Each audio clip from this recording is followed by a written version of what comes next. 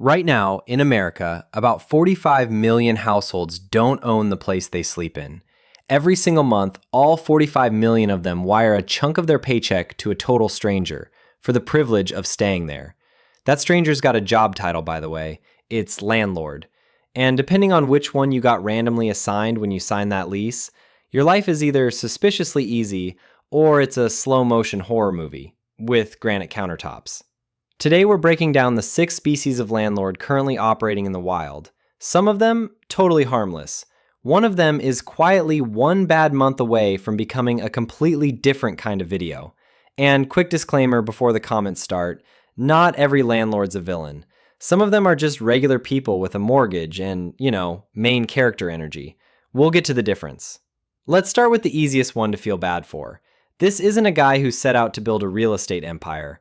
This is a guy who inherited his grandmother's house back in 2019, tried to sell it, got one lowball offer from a total stranger who wanted, get this, a $40,000 credit for the vibes, and just gave up.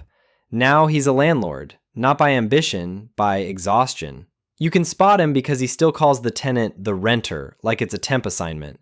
He found that tenant the same way he finds everything else in his life, a guy his cousin knew from softball. There was no credit check, there was a handshake and a vibe, and that was pretty much it.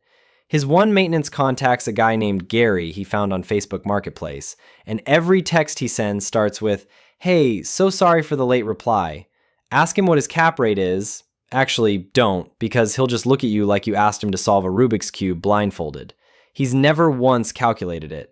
He's not optimizing for yield, he's optimizing for, quote, "Please let this be less of a headache than selling was." And here's the financial irony nobody ever tells him. Because he never ran the numbers, he genuinely doesn't know which of two things is true. Either he's underpricing the rent out of guilt, which means he's quietly gifting a stranger thousands of dollars a year, or the house has appreciated so much since he inherited it that his real return, equity included, is actually embarrassingly good. And he has no idea. Because to him, this was never an investment. It's just grandma's house that mail still shows up for. Then there's the total opposite. This guy bought a duplex 14 months ago, and he's already renamed himself a real estate investor on LinkedIn. He listens to real estate podcasts at 2 times speed on his commute, uses the phrase cash flow in conversations that involve neither cash nor flow, and he's got a 40-tab spreadsheet, 40 tabs, for a property that nets him $340 a month. Which, once you subtract his own labor, comes out to less than minimum wage. He'll corner you at a party to explain the 1% rule like he personally invented it, tell you he's house hacking, which is a podcast way of saying, I live with roommates, but call it a strategy. And he will mention his BRRRR method before he mentions his own last name. Buy, rehab, rent, refinance, repeat. Sounds incredible on a podcast. Sounds a lot less incredible when your rehab budget triples, because the contractor you hired is the exact same Gary the Accidental Landlord uses, and Gary's currently juggling 6 other jobs at once. Give him 90 seconds and he'll also try to get you into his next deal, which he's calling a syndication, a word that makes a group chat sound like the SEC regulates it. His actual return, once you strip out the leverage, the tax write-offs, and just look at real cash sitting in his real pocket, is often worse than if he'd just bought an index fund and gone to brunch instead. And you'll never convince him of this. Because to him, a net worth built on 20% down payments and someone else's rent check isn't a bet, it's destiny. In a rising market, sure, that looks like genius. The only question is what he looks like the first year prices don't cooperate. Speaking of people who've never had to worry about prices not cooperating, let's talk about the guy who bought in before any of this got expensive. This is the man who bought his rental property back in 1994, paid it off by the mid-2000s, and has spent the better part of 2 decades collecting rent on a fully owned asset, while insisting with a completely straight face that he worked hard for this.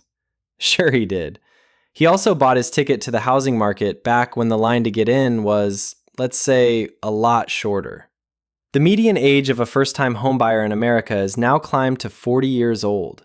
In 1981, it was 29. Today, roughly 43% of millennials own a home, compared to about 78% of baby boomers at the same relative stage of life. Same country, completely different game board. You'll recognize him because he calls a $200 rent increase more than fair, complains about property taxes while sitting on a six-figure pile of untouched equity, and genuinely believes any 28-year-old could pull off what he did if they just stop buying coffee. He drives a Camry with 190,000 miles on it. Not because he can't afford better, because spending money he doesn't have to spend feels, to him, like a moral failure performed exclusively by other people. And he will never, under any circumstances, sell. Not because the property's some emotional heirloom, because if he sells, he owes capital gains on 30 years of appreciation. So instead, he'll just hold it till he dies. His kids will inherit it at a stepped-up basis, and the government collects approximately zero tax on 3 decades of gains. It's not a strategy. It's just what happens when you hold something long enough that selling it becomes more expensive than keeping it. None of this is really his fault, by the way. He didn't design the system. He just bought his ticket decades before the price of admission went up. But he is, without knowing it, the single best walking illustration of the generational wealth gap in the entire American economy. Now here's the one everyone loves to be furious at online. Blackstone, Invitation Homes, the faceless private equity giant that definitely owns your entire neighborhood and is single-handedly the reason you can't buy a house, according to approximately every comment section on the internet. You picture some guy in a Patagonia vest running your lease renewal through an algorithm from a glass tower 40 floors up. And honestly, sometimes that's not even wrong. Except, here's the plot twist nobody wants to hear. Let's get a little technical for 1 second, because the actual numbers tell a very different story. Invitation Homes, the single largest owner of single-family rental homes in the entire country, owns around 85,000 houses. And even they'll admit in their own filings, that's less than 1% of the single-family homes in every market they operate in. Zoom out to the entire institutional landlord category. A 2026 Government Accountability Office report put total institutional ownership at somewhere around 1 to 3% of the single-family rental market, nationally. And according to Invitation Homes' own investor materials, mom and pop owners, meaning regular individual people, not funds, own more than 92% of all single-family rental homes in the country. The villain everyone's picturing owns maybe 1 house out of every 100. The actual landlord behind most of America's rental homes? Somebody's uncle, with a mortgage, and the Ring app open at all times. Which is probably why, back in January of 2026, when an executive order specifically targeted institutional buyers to help fix housing affordability, a lot of housing economists had the exact same quiet reaction. Sure, but that's probably not where the actual problem lives. Blackstone itself claims its institutional home purchases are already down more than 90% since 2022. So, restricting a group that owns roughly 1% of the market and was already heading for the exits is basically the financial equivalent of fixing a flat tire, by rotating the ones that were already fine. Now, none of this makes corporate landlords angels. Some genuinely do run rent through pricing software that looks at what your neighbor's paying rather than what your unit's actually worth, which, by the way, is a real practice currently tied up in lawsuits. But the story that Wall Street secretly bought up your entire neighborhood, that's just a much more satisfying villain than the truth. And the truth is, it's probably just Gary. Again. Speaking of stories that sound way bigger than they actually are, let's talk about the guy who turned his rental into a hospitality brand. Somewhere between 2019 and 2022, this guy watched one YouTube video about passive income through short-term rentals, converted his property into what he now calls a hospitality brand, bought a hot tub, and started referring to a spreadsheet of nightly rates as his revenue management strategy. For a while, this actually worked. Then everyone else watched the same YouTube video. Listings exploded across the most popular markets, and hosts in some of the most saturated cities have watched revenue per listing fall by close to half. A phenomenon the internet named, with real subtlety, the Airbnb bust. Meanwhile, Airbnb the company keeps posting record revenue. Because more total listings, more total bookings, looks fantastic on a shareholder call. Even while the guy who owns any one individual listing is making less than he did 3 years ago, on that exact same unit. Some of them get creative about it too. There's a growing subgenre of this guy, signed a normal 12-month lease, quietly listed the apartment on Airbnb without telling his actual landlord, and now he's running an unlicensed hotel out of a unit he doesn't even own. One lease violation away from losing the whole operation, in a single email. You'll know him by the 47 photos in his listing, the welcome guide that's longer than some employee handbooks, and the way he responds to every 4-star review like it personally wounded him. He'll tell you short-term rentals crush long-term rent, and in his best month, sure, they do. He won't show you the 40% occupancy months, the cleaning fees quietly eating his margin, or the new city ordinance that just capped short-term rentals to 90 nights a year in his zip code. He didn't build a hospitality brand. He built a business with the seasonality of a ski resort and the regulatory stability of a Jenga tower mid-collapse. And finally, the one nobody sees coming.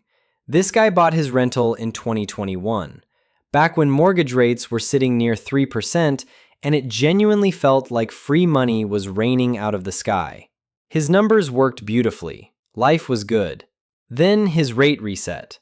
Or, well, his adjustable rate mortgage did exactly what the word adjustable always warned it eventually would. And his monthly payment jumped by hundreds of dollars, while his rent, the thing that's supposed to cover it, stayed exactly the same. You can't just raise rent 40% because your own loan got more expensive. Rent gets set by what the market will actually pay, not by what your mortgage broker promised you back in 2021. Now he's cash flow negative every single month, quietly pulling from savings to cover the gap, telling everyone at Thanksgiving that real estate is still a great long-term investment. Ask him again after one bad tenant, one vacancy month, or one furnace that decides to die in January. He's already looking into refinancing again, hoping rates drop before his savings run out. He doesn't look distressed. He looks exactly like every other landlord on this list, which is what makes him the scariest one on it. Statistically, he's out there right now, refreshing his banking app, doing math he really does not want to be doing. So, what did we actually learn today? That the landlord holding your security deposit hostage over a nail hole? Probably not a Wall Street hedge fund. He's a guy named Gary with a truck and a Venmo account.